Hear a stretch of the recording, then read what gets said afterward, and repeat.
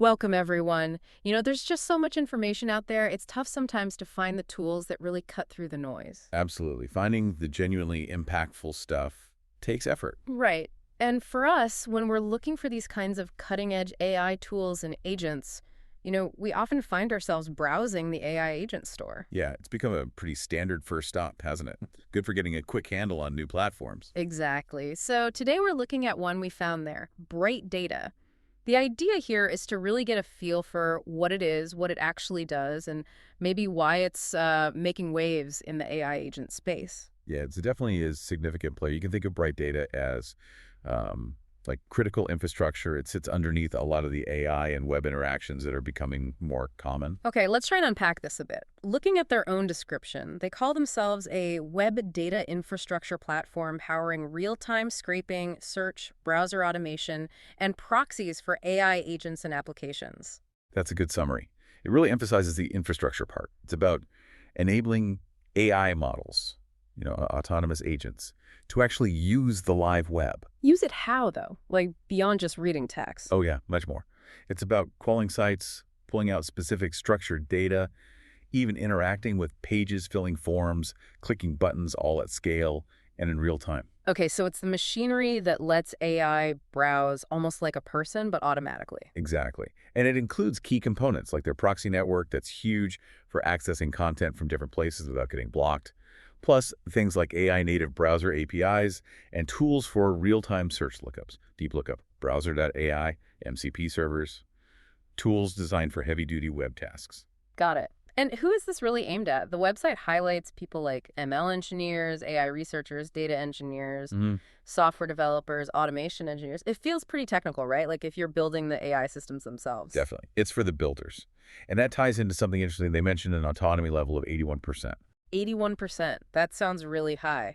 What does that actually mean in this context? Well, it reflects how much the platform can do on its own. Think about web scraping. It's not just fetching a page. Websites have defenses, layouts change. Right, anti-scraping tech. Exactly. Bright Data uses AI within its own tools to handle a lot of that automatically. The proxy network rotates IPs, it uses geo-targeting, it adapts to site changes, all without needing someone to constantly tweak settings. Ah, okay. So the autonomy is about its ability to manage the complexities of web data collection by itself. Precisely. It reduces the need for constant human oversight, which is crucial for scaling these operations. So let's talk applications. This autonomous capability must open up some serious possibilities. It really does. A big one is feeding AI models, especially LLMs, with live structured web data. Your AI needs the latest info, not just what it was trained on months ago. So for things like real-time market analysis or news summaries. Perfect examples. Or think about automated complex workflows. They mention agentic workflows using headless browser automation. Headless browser. That means the AI is controlling a browser behind the scenes, no screen needed. Correct. An AI agent can be given a goal, say, find the best price for this product across 5 retailers. And it can use Bright Data's infrastructure to navigate those sites, extract the prices, compare them all autonomously. Wow, okay. That's powerful.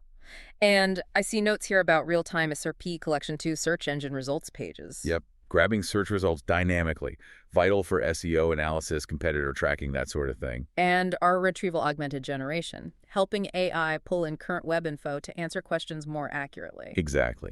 Dynamic web grounding for our RAG pipelines. It's all about connecting the AI to the live, constantly changing web.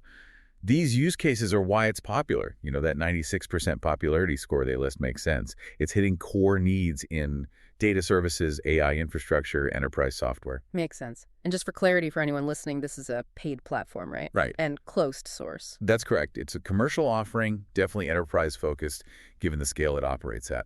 And what about the specifics of how it achieves this scale? You mentioned proxies. Yeah. Digging into that a bit more, they boast a huge pool of residential and mobile IPs. That's key. Why residential and mobile specifically? Because that traffic looks like real users. It makes large-scale scraping much less likely to be detected or blocked compared to using, say, data center IPs. It allows for anonymity and access across many different geographic locations. Ah, mimicking real user behavior. Precisely. And users consistently point to the reliability, the speed, the sheer scalability of their data collection. It's built for heavy-duty, business-critical web data tasks. Okay.